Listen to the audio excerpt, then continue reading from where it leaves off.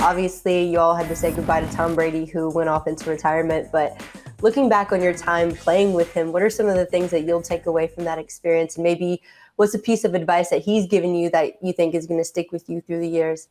That's a good question.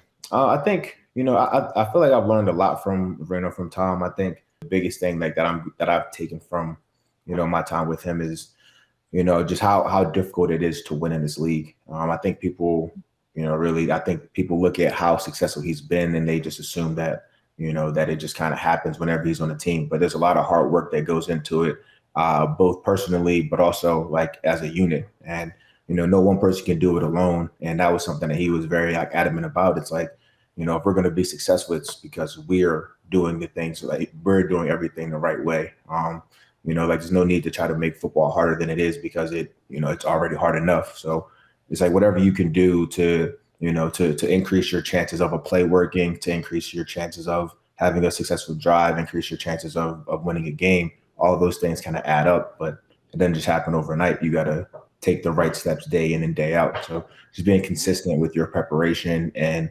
with your team camaraderie.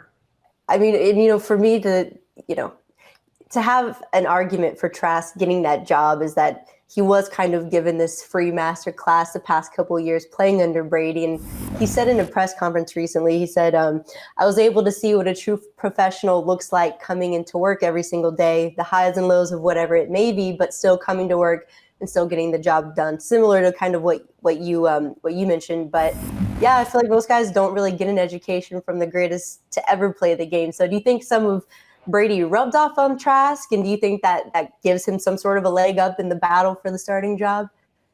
I don't know if it gives him a leg up, but I would like to think that he did rub off on him a bit. Obviously, it's you spend the most time, like when you're playing football, you spend the most time with the guys in your position. And so he, like I said, being in meetings and just going through the day to day, with Tom and also like the rest of the quarterbacks, is like you get to see, like he said, how a professional goes about his job and, see the types of throws you need to make, the way you need to command a huddle, how consistent you need to be on a day in and day out basis. So I think I would like to think that he's learned a lot from Tom, but I also can't speak for him, and but only time will tell. When we get on the field and when things start getting for real, it'll be cool to see what emerges from Kyle Trask.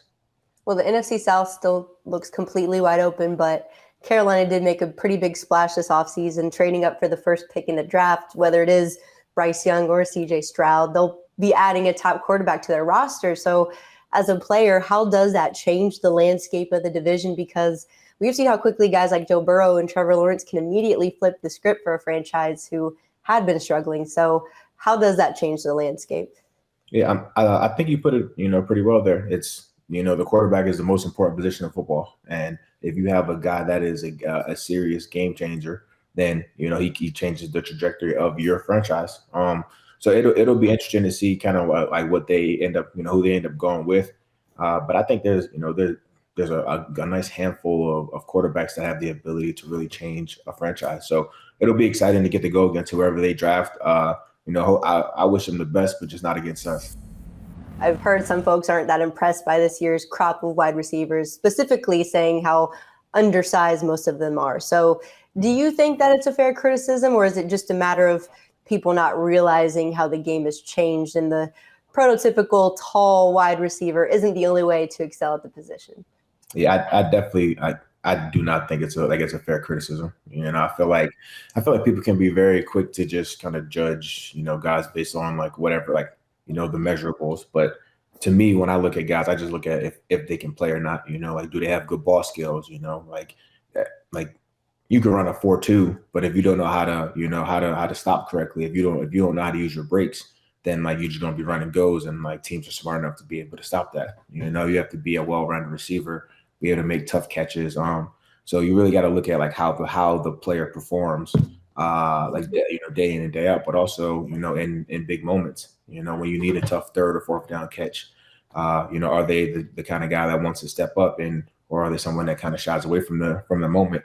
I kind of look at those things, and from what I've seen so far, there's some guys in this class that can really make plays. Some guys that will bring some excitement to the fan bases, and I think I like where the league is heading.